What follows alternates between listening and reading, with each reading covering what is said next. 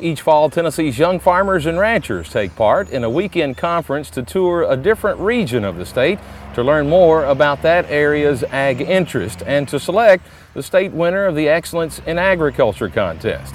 This year, the group went to Tipton County in West Tennessee. Melissa Burniston reports. I'll never forget when I was at the University at Tennessee at Martin, we went on a trip to East Tennessee, I guess, and I'd never seen tobacco before. And we got to see how the tobacco was harvested, put up in the barn, the fire-cured houses and everything else. That was amazing to me, and it's so much fun to get to go see how stuff is done now. And I know every farmer that likes to see how other things are grown, and whether it's cattle or row crop. But the main thing I guess that we're seeing is bringing people in, showing them these competitions that they do, what they can do for you, and not only doing these competitions, but it's making us better managers of keeping up with our own stuff and keeping tabs and everything else. And it gives us something to work for that I think is fun. And nothing else, we're getting ready. I mean, we're going to need more leaders in the world, and if nothing else, that's getting these guys, our guys, on board for the next generation. The Tennessee Young Farmers and Ranchers recently held their annual fall tour. The tour gives those young farmers a chance to see the state's agriculture as the tour rotates to a new part of the state each year.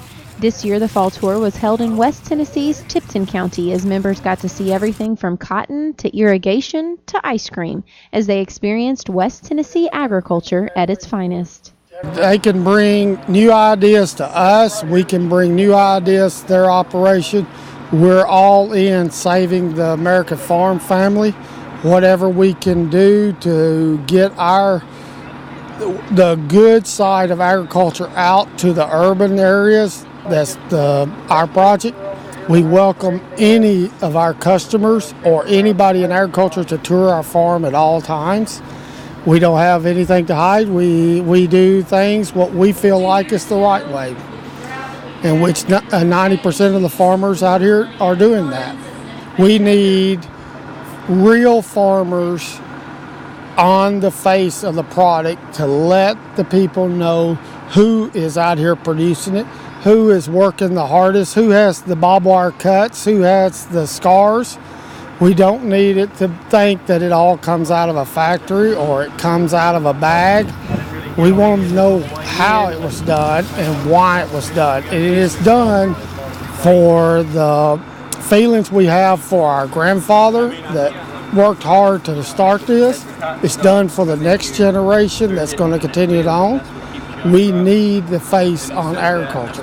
All of them are really educational, and I enjoy all of them, but I think it's especially good to be able to go outside your own region and see how things are done on other people's operations, and especially for me, being from East Tennessee, seeing things like cotton being picked, and that's something that we don't see at all in East Tennessee, so something kind of rare to see that. And then, just any larger row crop operations is always unique for me to see. East Tennessee's mostly, cattle or some smaller row crop operations, so it's really interesting to see the cotton. I really enjoyed the Claybrook Angus. That was really a great opportunity to see what we can do in Tennessee, taking an agriculture, an Angus farm, and really changing that and turning that into something that is local, bringing it to the local movement with food. And it really struck home for me since I live in Memphis now, and Claybrooks actually have their beef in 26 different restaurants. So I'm going to have to find out where those restaurants are now and go try some local beef from here in West Tennessee. So I really enjoyed that. I thought it was a really great opportunity for other beef producers attending the conference today to really find out what they can do to really diversify their production and to do something a little bit different. I'm a new member to Young Farmers. I've only been involved for about 6 months. My friends got me involved with it. They've been involved several years. And as a young farmer, I'm trying to be more involved and network more with those involved in agriculture of my own age. It's a lot of fun. I especially enjoyed visiting the Munford FFA and learning a little bit more about their fodder project. I hold ag education a little close to my heart, going through the FFA myself. I know how important it can be to a young person. I'm especially proud of what they're doing in their chapter. Also held during the fall tour is the State Excellence in Agriculture competition, where Williamson County's Chuck Yost and Jennifer Hatcher were announced as the state winners. excitement, bewilderment. I mean, it was really special, and we really weren't prepared to be winners, so it was pretty incredible. Yeah, it was a humbling experience, but Yeah. at the same time, we're really excited and appreciate the opportunity and the platform to tell our story and advocate agriculture.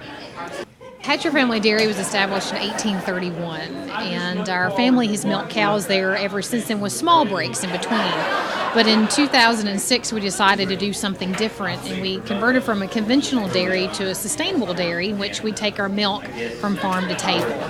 And so we actually sell all of our milk that we produce. We retain all of our calves and harvest them to put in our meat program, and we actually have some lambs as well. We have a small flock of ewes, and we recently have 90 laying hens as well, so we sell eggs too. So we wanted to provide local food and be a part of that local food movement, and but we wanted to be sustainable within our county and provide a product that people will be very proud of and want to buy from us.